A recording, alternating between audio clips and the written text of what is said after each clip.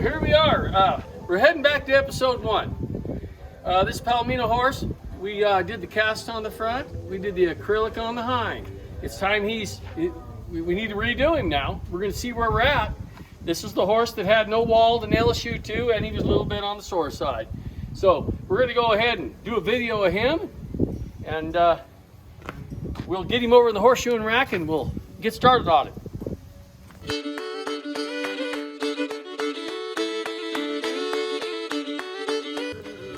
Tell by these videos that we're doing, it pretty much is all shot at the same place. We do have some other videos at other places, but this is my ranch over here in Norco, California.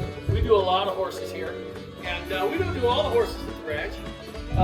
We have about 40 head here, and my daughter pretty much runs the place nowadays. And but we like to do the videos here if we can, because a little more controlled environment for us to do them. And we travel about 100 miles every direction from Norco and shoe horses. We also have quite a lot of haul-ins, like this horse. This horse has been hauled in for us to work on. And when there's a lot to be done, it is better if they're hauled in. We have more equipment, and the ground is leveler, things like that. And this horse is being shod on completely a level slab, and that does make a difference when you're getting critical. And but anyway, we're going to get to it on this horse, pull shoes off it. We're going to trim him down. We're going to see if we have some more wall to work with. Hopefully today we can just do a normal trim on him, and we'll have enough hoof wall to nail a set of shoes on, and we won't have to fool around with this mess anymore. On the back feet, if you go back to episode 1, you'll see that we built those feet all up, and we'll just go ahead and trim those down. That acrylic will probably stay on there just fine, and we won't have to acrylic them again for now. Probably it'll last 2 or 3 times. If you look at the front, the casts we put on the front, you'll see that they're pretty worn. They're coming off, but the shoes are still on, and that's exactly what we wanted. And the casts only last about 4 to 5 weeks. These lasted about 7, so we did pretty good with these. And we're gonna pull all this off, get these feet trimmed down, and well, let's hope that he's got enough foot. We can just nail shoes on him and get him on his way. If not, we're gonna go ahead and do some acrylics on the front of him today with Superfast. All right, so we prepared the feet on Palomino horse, and we're really happy with what's happened. These front feet are the ones we put the casts on. Remember, we nailed the shoes to the cast and not to the foot. Before, we did not have near enough hoof to nail a shoe to. And the shoes were on there before. He had a couple quick spots, a couple spots where they stuck nails in the wrong places. And you can bet he was sore for a while. And that's why he was sore when we worked on him last time. But let me show you what happened now. It's been about 7 weeks, somewhere in that neighborhood. And his foot's going out. And we've trimmed him down now. And it's really remarkable what's happened. And by the way, this generally doesn't work this fast. Usually it's a couple times. This horse today is going to get a set of shoes put on him with no acrylic and no cast, because we have enough wall growth now. And we'll show you what we did here. We trimmed this foot all down, and I trimmed it kind of short. We're down pretty snubbed, but that black line is where the white line is, and I drew that on there so you could see it. This is plenty enough now to get a shoe nailed on. We can drive those nails right in the center of that white line, which is black line right now, of course. And we have plenty of foot here. This horse, now he's a little bit long in his toe this direction. So we're gonna pan over here to the side. We're gonna show you what we mean by that. We're gonna be able to knock some of this off and stub this toe back and make it easier for this horse to break over.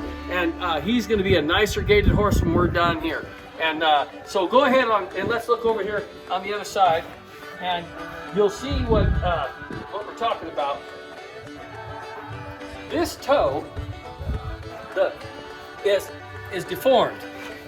It has been pulled out by gravity, or by the leverage from the ground, and it has drawn this toe forward. We need to bring this toe, I need to snub this toe back. We're gonna rasp that back to some degree. We're gonna leave this part of the wall though, where we're gonna be nailing, but we're gonna go ahead and bring that back a little bit, and it's gonna shorten him up, and he's gonna travel a lot better. because right now he has a lot of toe out in front of center of rotation. We're going to correct that today. So this horse, he probably was in the mud hole a long time. And that's one of his problems. He's got a lot of big lines in here. He's got all kinds of fever lines, and ridges. And I brought this toe back just a little bit, probably about a quarter of an inch to help him get over the end. And now I'm just getting this cleaned up because he's just got a lot of high spots, and we want to get him smoothed up. And believe it or not, these grooves right here that we're seeing, they can create distortions as they get down. And we can see feet migrating to the left or to the right or medial laterally because of them. So we want to get them off of there. It's a good idea.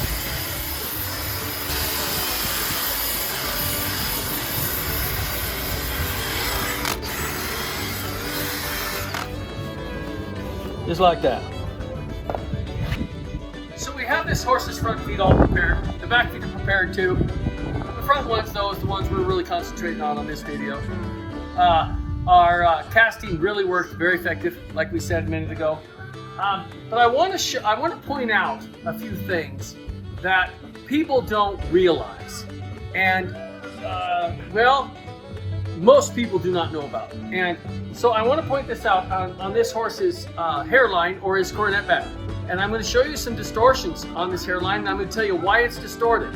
Okay, distortion's a big deal. It's one of the biggest deals. That and medial lateral balancing, and also dorsal palmar balancing. These are very, very important, really, really important things. Now, on this horse, we've been working on both those things. Of course, as you know, we had no wall, we had no hoof capsule. We've regained that. That's solved. Now, we were concentrating also on medial lateral balance. Now we're concentrating on center of rotation, dorsal palmar balancing.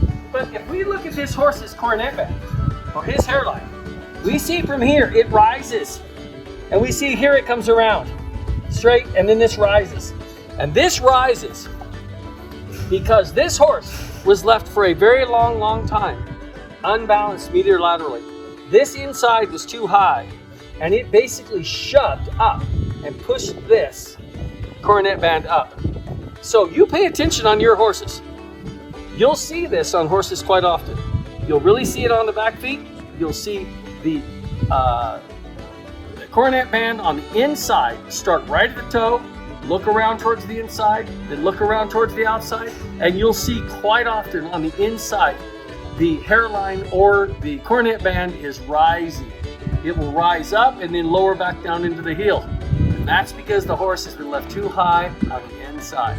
So we can look at a horse and we can tell where he's been left. If he's been high laterally or medially, we can tell. If that's been going on a long time, we can tell this by the distortion in the coronet band. We can also tell it by flaring and lots of other things. That gets a little more complicated though. And I'll explain that in further videos.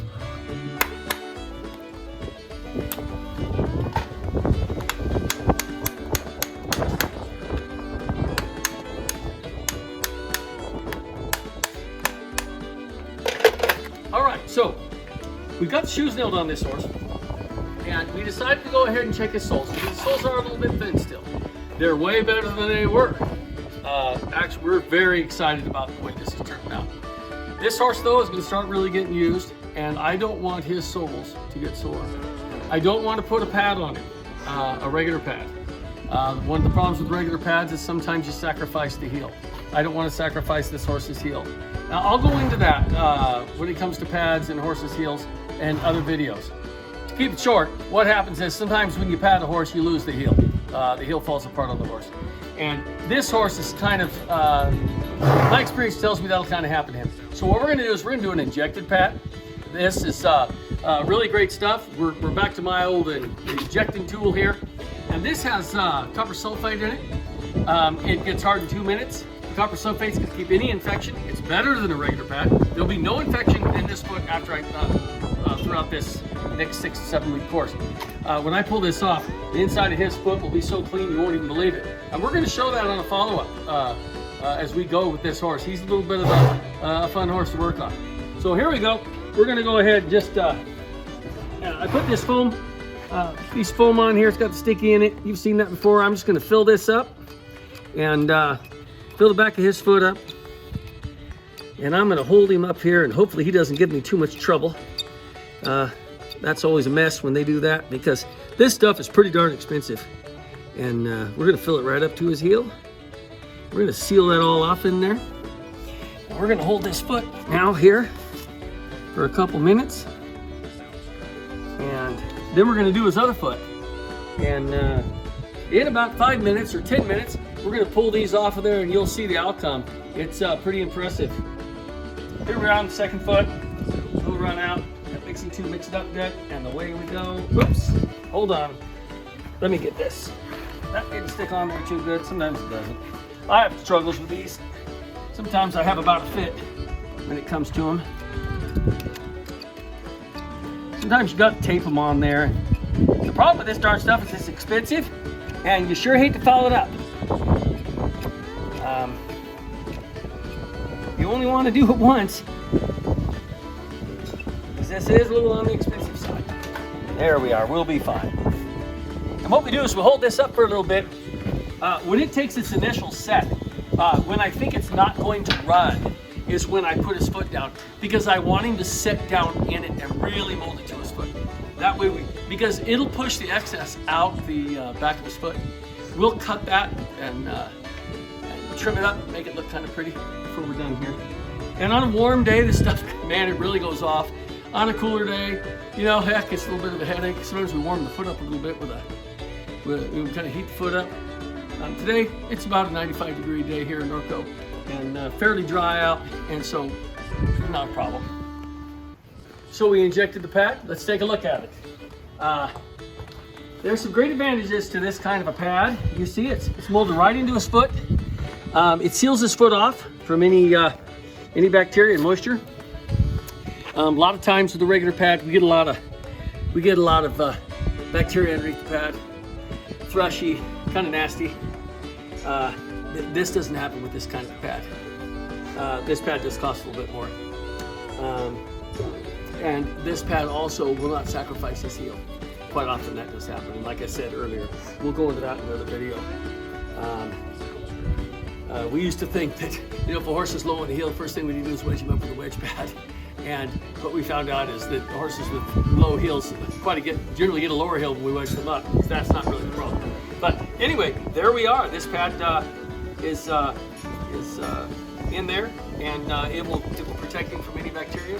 Also, one other thing about a pad like this is that one of the problems with the pad is that the pad is underneath the shoe, and sometimes we need that. But sometimes we don't. Sometimes we just have a sore sole, which is this horse's sole is a little bit thin, and we're afraid he's going to get sore.